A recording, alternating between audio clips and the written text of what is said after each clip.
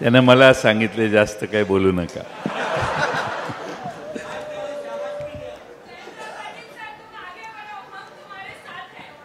आपल्या सर्वांच्या लाडक्या खासदार सुप्रियाताई, अमोल दादा, जगन्नाथ बापू शेवाळे, जिल्हा अध्यक्ष, शहर अध्यक्ष प्रशांत जगताप, आपले ज्येष्ठ माननीय कुमार गोसावी,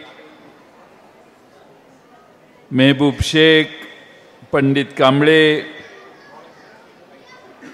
प्रकाश मस्के साहेब, त्र्यंबक मोकाशी, अश्विनीताई कदम, आपले ज्यांनी सुरुवातीला अतिशय जोरात भाषण केले या ठिकाणी आणि आपल्या सगळ्यांना उत्स्फूर्तता निर्माण केली, ते आपले या विभागाचे अध्यक्ष कुठे गेले, काका चव्हाण. ओएसिस फर्टिलिटीच्या तज्ञांनी IVF उपचार पद्धतीद्वारे 1 लाखांहून अधिक जोडप्यांना मातृत्व प्राप्तीचा आनंद दिला आहे. मोफत अपॉइंटमेंट बुक करण्यासाठी आजच संपर्क साधा.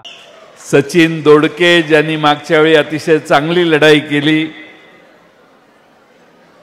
नवनाथ पारगे, ज्यांना लोकांनी इथपर्यंत जमिनीवर टेकूच दिलं नाही. आणि बाळासाहेब धनकवडे, किशोर कांबळे, भारतीताई शेवाळे, स्वातीताई पोखळे, महादेव बोडरे अप्पा, राजश्रीताई पाटील, महिला अध्यक्ष सुनील खांदवे आणि अजिंक्य पालकर. आज पहिल्यांदा मगाशी एक महत्त्वाची घटना या ठिकाणी घडली,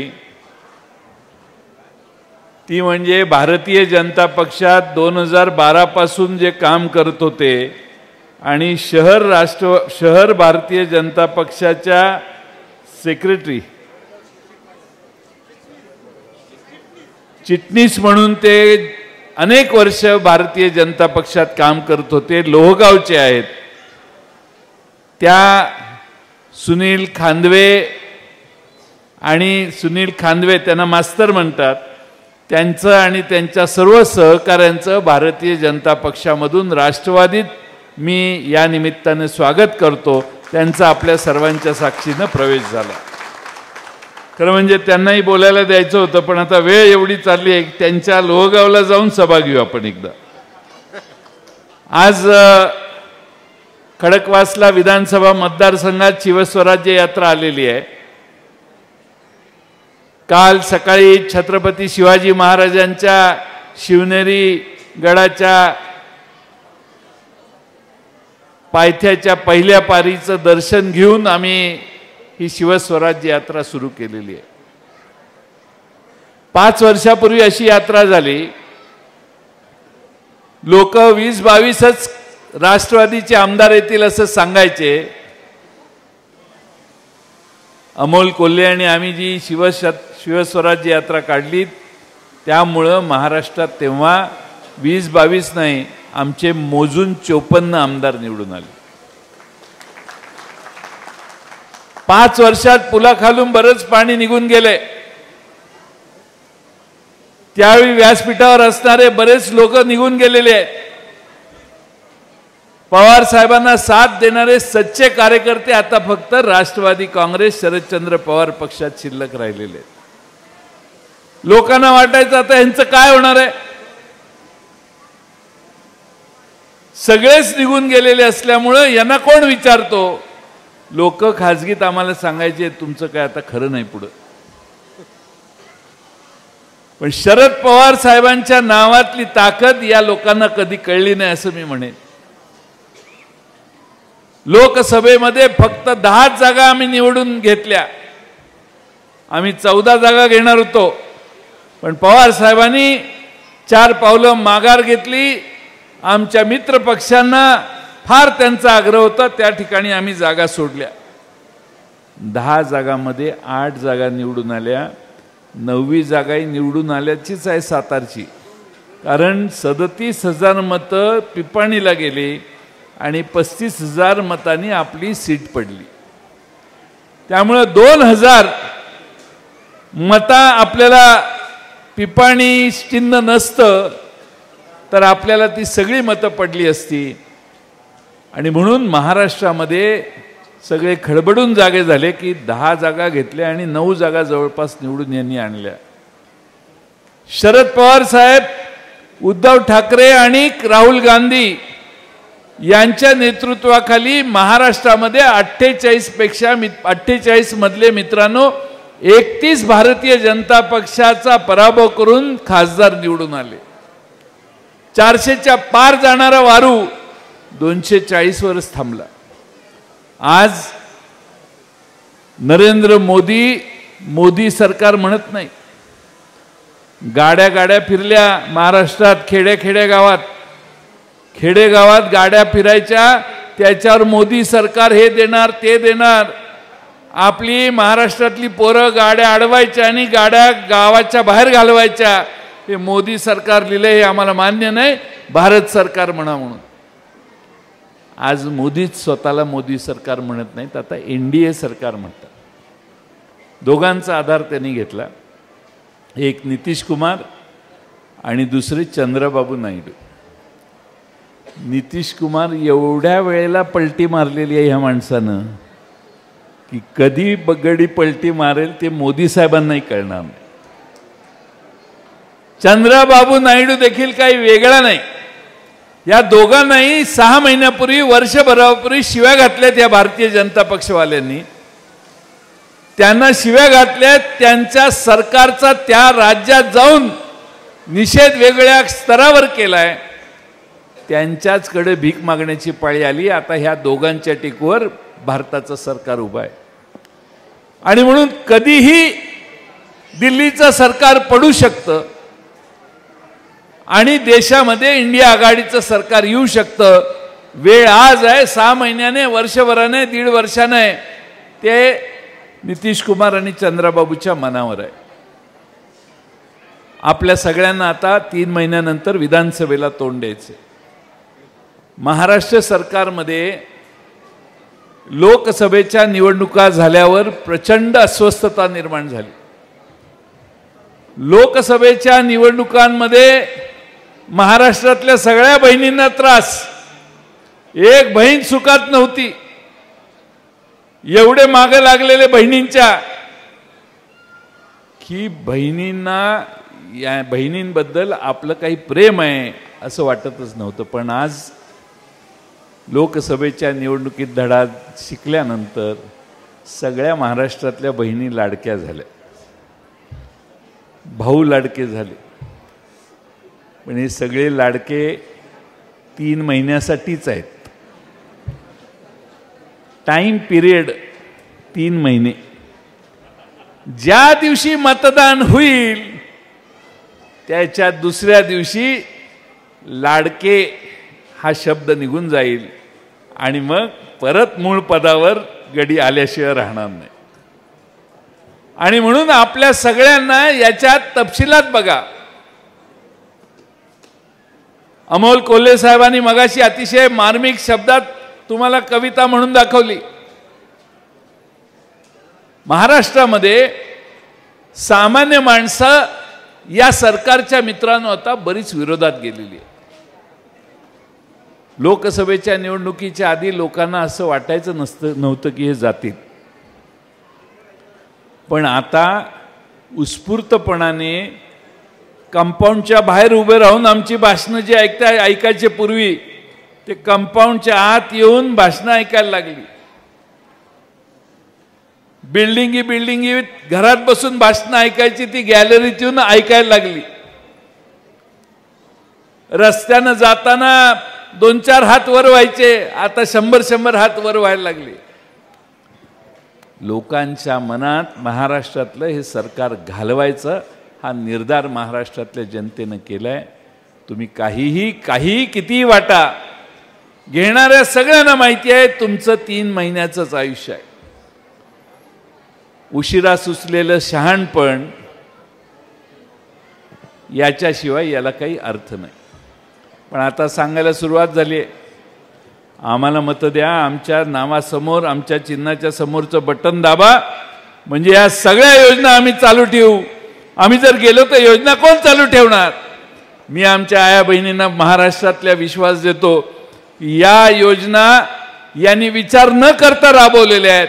आम्ही विचारपूर्वक आमच्या आया बहिणींच्या या योजना अधिक समृद्ध करू, चांगल्या पद्धतीनं चालू, सकारात्मक राज्य करण्याची मानसिकता शरद पवार साहेबांनी आम्हाला सुचवलेली आहे.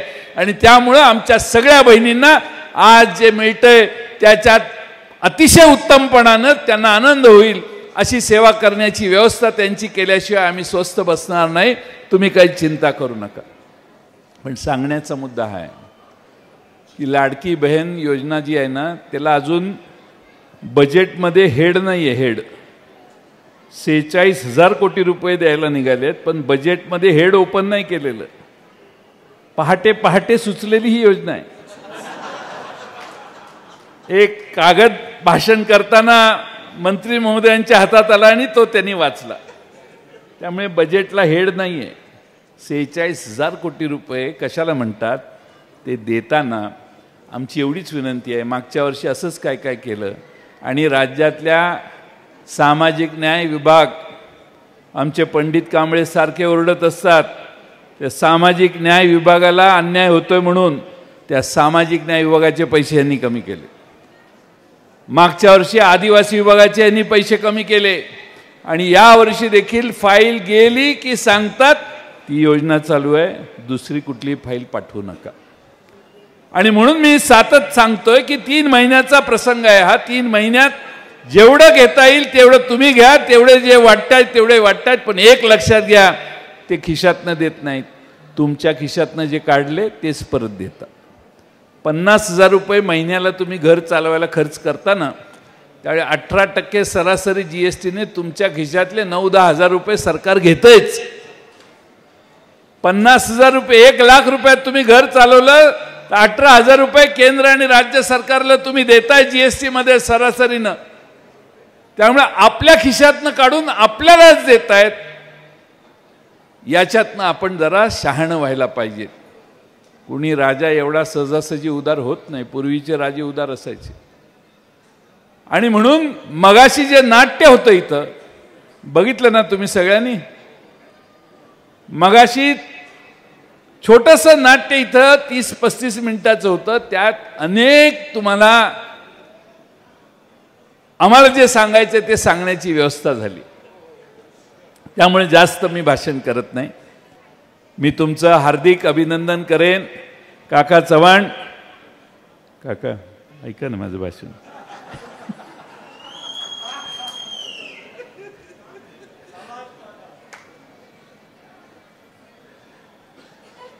अभिनंदन काका चव्हाण मी तुमचं यासाठी करेन की तुम्ही सुप्रिया ताईंना या मतदारसंघाचा लीड बराच कमी करून विजयी करून देण्यासाठी फार मोठा हातभार लावला. आणि खडकवासलाच्या जनतेनं देखील ही आमची बहीण उत्तमपणाने लोकसभेत जाते, काम करते, आदर्श काम करते, संसद रत्न मिळवते, एकदा नाही अनेकदा मिळवते. आणि हीच आमची बहीण दिल्लीला गेली पाहिजे या विश्वासानं खडकवासल्याच्या सगळ्या सुशिक्षित सगळ्या मान्यवरांनी आणि ग्रामीण भागात आमच्या बहिणी इथं फार मोठ्या प्रमाणात आल्या आहेत, त्या सगळ्यांनी फार मोठी साथ दिली. तुमचे आभार मानावेत तेवढे मी भगिनींनो फार मोठ्या प्रमाणात आभार मानले पाहिजे. आज पुढच्या काळात आम्ही शिवस्वराज्य यात्रा सगळ्या महाराष्ट्रात उद्यापासून घेऊन जातो. ही शिवस्वराज्य यात्रा महाराष्ट्रात जात असताना आम्ही महाराष्ट्रातल्या जनतेचं जागरण करणार आहे. महाराष्ट्रामध्ये या सरकारने काय काय उद्योग केलेले आहेत हे सांगण्याचं काम करणार आहे. मी कुणाचं तरी भाषण ऐकलं, फॉक्सकॉन महाराष्ट्राच्या बाहेर गेला, तळेगावला आला असता तर 1.5-2 लाख मुलांना हाताला काम मिळालं असतं. याची जिम्मेदारी ह्या सरकारचीच. एअरबस बाहेर गेलं याची जिम्मेदारी ह्याच सरकारची. 17 प्रकल्प महाराष्ट्राच्या बाहेर गेले, महाराष्ट्रातली बेकारी वाढवून गेले. आता हे म्हणतायत काय खोटा प्रचार करतायत. आमच्याकडे 40,000 कोटीचे 2 प्रकल्प GSW आणणार आहे. Very good. जरा डिटेल सांगा. कुठं जमीन GSW ने घेतली ते सांगा. कोणत्या प्रकारचे प्रकल्प येणार आहेत ते सांगा. महाराष्ट्रातल्या कोणत्या जिल्ह्यात हे प्रकल्प देण्याचा निर्णय झाला हे सांगा. काय MOU तुम्ही केलाय का ह्याची आम्हाला जरा माहिती द्या. आम्हाला उत्सुकता आहे. चांगलं व्हावं महाराष्ट्राचं आणि आलेच पाहिजे प्रकल्प. ही सगळी माहिती आपण जर सांगितली तर महाराष्ट्र आपल्यावर विश्वास ठेवेल. कारण आपली परंपरा अशी आहे की बोलायचं, सांगायचं आणि निघून जायचं. माईक ऐकल्यावर माणसांना महाराष्ट्राला कळलं ह्यांची प्रवृत्ती तिघांची कशी आहे. आणि म्हणून माझी मित्रांनो एकच विनंती आहे, आपल्या घरातली महागाई यांच्यामुळे आहे. महागाई एवढी झालेली आहे त्याच्यावर कर आकारतात. ते 5%, 12%, 18%, 24%, 28%. आपल्या पोराला मोटरसायकल घ्यायला गेलं 1 लाख रुपये पडले तर 28,000 रुपये राज्य आणि केंद्र सरकारला भरायची पाळी येते. हेलिकॉप्टर घ्यायला जर तुमच्यातला कोणी खडकवासलाचा गेला तर त्याला 28% नाही, त्याला फक्त 5% भरावे लागतात. आम्ही महाराष्ट्रामध्ये काम केलंय. व्हॅल्यू ॲडेड टॅक्स येताना आम्ही फार प्रचंड मेहनत त्यात घेतली. त्यावेळी गोरगरिबांच्या चपलांपासून, साड्यांपासून, कपड्यांपासून, टोपीपासून अन्न पदार्थ सगळे व्हॅटच्या बाहेर ठेवलेले. कशावरी कर लावण्याचं पाप आम्ही केलेलं नव्हतं. पण GST मध्ये सगळ्यांवर कर आहे. गरिबांच्याकडून या देशामध्ये गरिबात खालच्या स्तरावरच्या आर्थिकदृष्ट्या कमकुवत घटकांच्याकडून या देशात 50%पेक्षा जास्त कर गोळा केला जातो. मध्यमवर्गीयांच्याकडून 40% कर गोळा केला जातो. आणि उच्चवर्णीय उच्चवर्णीय नाही श्रीमंत वर्गाकडून या देशामध्ये 7-8% कर गोळा केला जातो. कारण सर्व दैनंदिन जीवनात वापरायच्या वस्तूंवर GST बसवलं. तुमच्या घरातली बेकारी, तरुण पोरग नोकरी लागत नाही, त्यालाही हेच जबाबदार आहेत. कारण यांच्या काळामध्ये महाराष्ट्रातले उद्योग बाहेर गेले. परिणाम हा झाला की आपल्या ॲन्सिलरी युनिट्स पण वाढल्या असत्या, त्या वाढत नाहीत. आता महिंद्रा कंपनीचा एक प्रकल्प आता दुसऱ्या राज्यात चाललेला आहे. मला वाटतं नाशिकला.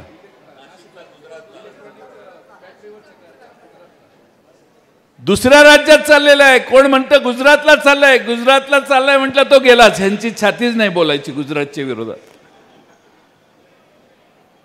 ताकदच नाही गुजरातच्या विरोधात बोलायची. म्हणून आम्ही म्हणतो दिल्ली समोर आम्ही झुकणार नाही. आम्ही का म्हणतो छत्रपती शिवाजी महाराजांच्या बाण्याने आम्ही वागू. तर महाराष्ट्राच्या विरोधात कोणतीही गोष्ट केंद्राने किंवा कुणीही केली तरी महाराष्ट्रात आम्ही सगळे न झुकणारी लोक, शरद पवार साहेबांच्या नेतृत्वाखाली काम करणारे लोक त्याच्यावर आवाज उठवू. फॉक्सकॉन सारखा प्रकल्प बाहेर गेला तर गेलेला प्रकल्प खेचून आणण्याची ताकद आमच्यासारख्या सगळ्यांची आहे. आणि हेच आम्हाला शरद पवार साहेबांनी धडे दिलेले आहेत. आज महाराष्ट्रातल्या सरकारची ही परिस्थिती नाही. आणि म्हणून माझी तुम्हा सगळ्यांना विनंती आहे, हे राज्य बदलायचं असेल, राज्यकर्ते बदलायचे असतील तर उद्याच्या निवडणुकामध्ये सगळी प्रलोभनं एका बाजूला आहेत आणि दुसऱ्या बाजूला न्याय, समता, शाहू फुले आंबेडकरांचा विचार, शरद पवार साहेबांची आपल्या सगळ्यांना दिलेली शिकवणूक आणि महाराष्ट्रानं त्यांना दिलेला लोकसभेतला पाठिंबा, हे सगळं आपल्या बाजूने आहे. आपला विजय, उद्याच्या महाविकास आघाडीचा विजय महाराष्ट्रातल्या विधानसभेत होणार आहे. माझी स्वतःची महाराष्ट्रात अनेक ठिकाणी जाऊन आलोय. खात्री आहे 170 ते 175 जागा महाविकास आघाडीचा निवडून आल्याशिवाय राहणार, हे त्यांनाही माहिती आहे. मग आता काय, 4 जण खडकवासल्यात इच्छुक आहेत का? मग दोघांना जरा हाताळा, काहीतरी द्या. अपक्ष उभा राहतोय का बघा, म्हणजे ह्यांचा उमेदवार पडेल, त्यांची मतं विभागतील. पैशाचं तर काय पाऊसच आहे, त्याला काय डगफुटी आहे पैशाची. आणि त्यामुळं महाराष्ट्रात सगळीकडे बंडखोऱ्या कशा होतील, महाविकास आघाडीची एकी कशी दूर होईल, हे आता सध्या प्रयत्न चालू आहेत. आणि म्हणून मी आपणा मित्रांनो आपणा सर्वांना विनंती करेन की सावध रहा. तुम्ही चौघजण इच्छुक आहात, तुमच्या चौघांचा पक्षाला आदर आहे. आपण एकत्रित बसू आणि योग्य निकाल घेऊ. जो निवडून येणार आहे त्याला उभा करायचं हे आपलं धोरण आहे. त्यामुळे तुम्ही सगळे वाजत गाजत आलात. तुमचं पक्षाचा अध्यक्ष म्हणून स्वागत. पण जे मेरिट न होईल आणि मेरिट तपासायची व्यवस्था आहे ते मी तुम्हाला दाखवेन. असं काही नाही की मी म्हणून तेच मेरिट असलं काय भानगड नाही. आपली ट्रान्सपरंट व्यवस्था आहे, ट्रान्सपरंट व्यवस्था आहे आणि तुम्ही म्हणाल ते दाखवू. आम्ही तुमच्या सगळ्यांना चौघांना समोर घेऊन बसून दाखवेन. पण काका चव्हाण साहेब एवढी मोठी सभा आज बोलवली, सगळ्यांना बोलवलं, इच्छुकांना. सगळे कार्यकर्ते प्रमुख इथं आहेत. आता आपल्याला पक्ष संघटना इथं ठामपणानं उभा करायची आहे. तुम्ही पक्ष संघटना बांधणीच्या कामाला लागा. निवडणुका या संघटनेच्या जीवावर आपण जिंकू शकू. ही जागा 100% आपली आहे. ही जागा आपणच लढवणार आहे. आणि ही लढवत असताना महाविकास आघाडीचा कन्सेंट अजून मिळालेला नाही. म्हणून मी याच्यात माझी जास्त मतं देणे योग्य नाही. महाविकास आघाडीचं कन्सेंट झाल्यानंतर इथं येऊन आपण चर्चा करू किंवा तुम्हाला बोलवेन. पण कुठल्याही परिस्थितीत सगळ्यांनी एकसंघ राहा. खडकवासला विधानसभा मतदारसंघात सुप्रियाताईंना जे मतदान झालेलं आहे ते त्यांच्या कर्तबगारीनं आणि तुमच्या सगळ्यांच्या कष्टाने झालेलं आहे. आता पुढची परीक्षा पण खडकवासला मतदारसंघात काहीही झालं तरी इथली सीट आली पाहिजे. पडेल ती किंमत देऊन आपण सगळे एकसंघ राहू आणि ही सीट आणण्याचं काम करू. पुन्हा एकदा आपण सगळे मोठ्या संख्येने इथं आलात. सुप्रियाताई त्यांच्या मतदारसंघात येण्याची मला संधी फार क्वचित देतात. ती आज मला या ठिकाणी मिळालेली आहे आणि त्यामुळे त्यांचं मी अभिनंदन करेन की त्यांनी काल परवा जे अधिवेशन संपलं त्यात काय भाषणं केली. तुम्ही ऐकली की नाही? समोरच्या सत्तारूढ पक्षाला घाम फोडणारी भाषणं ताईंनी केली. डॉक्टर अमोल कोल्हेंनी केली. ह्या दोघांच्या बरोबर आता आमचे 6 जण स्पर्धा करतायत.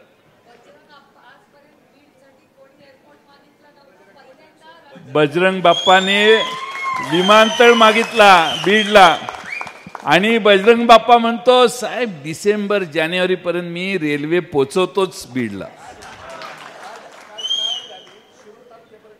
ट्रायल झाली ना. बजरंग बाप्पा खासदार होत आहेत म्हणून ती रेल्वे पोचते आहे हे लक्षात घ्या बीडकरांनी.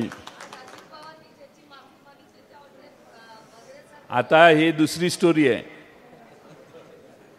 कांदा उत्पादकांची एवढी ससेहोलपट भारतात भारतीय जनता पक्षाच्या दिल्लीच्या धोरणानं झाली.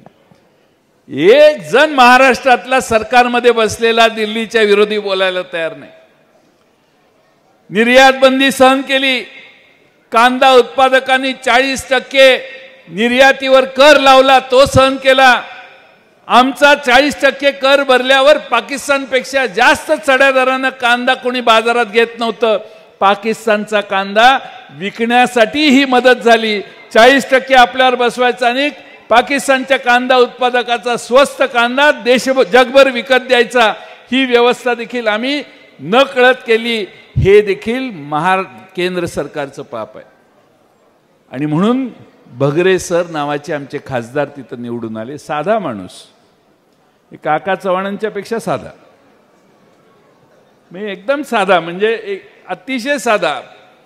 शिक्षक, राष्ट्रवादीचा तालुका अध्यक्ष, लोकांनी डोक्यावर घेतला आणि खासदार केला. खासदार केल्यावर दिल्लीला त्या ठिकाणी जाऊन तिथं आज भगरे सर या सगळ्या प्रश्नांच्या विषयी बोलतात. आदिवासी समाजाचे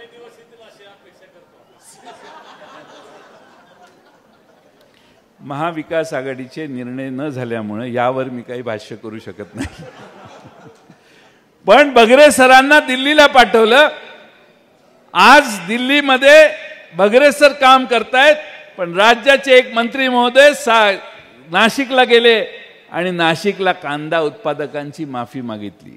सगळा कांदा संपला, लोकांनी विकून टाकला. नंतर काय उपयोग आहे बोलून?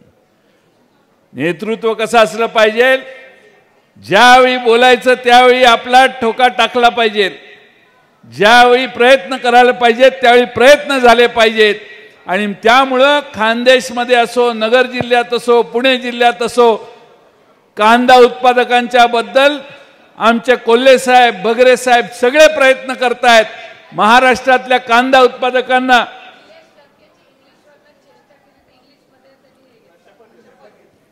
उत्पादकांना न्याय देण्याची भूमिका आमच्या हे 8 खासदार दिल्लीत मांडतायत. निलेश लंके हे तर अजबच रसायन आहे. दुधावर उत्तम बोलले.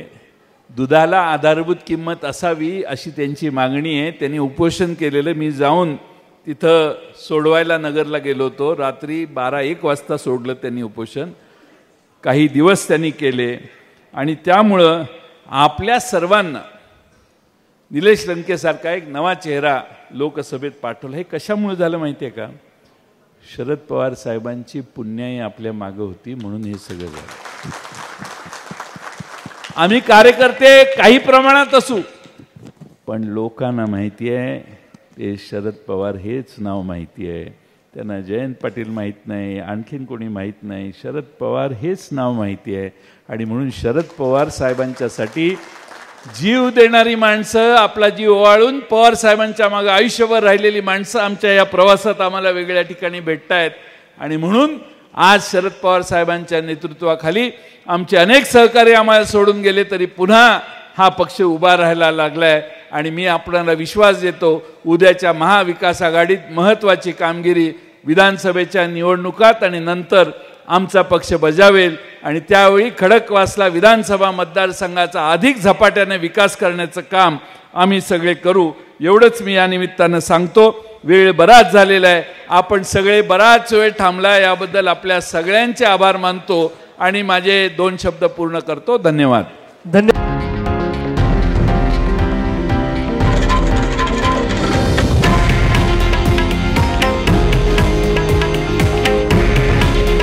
हे आहे देशातील नंबर 1 न्यूज नेटवर्क आणि आपण पाहत आहात TV9 मराठी. काळजी तुमची, हित महाराष्ट्राचं.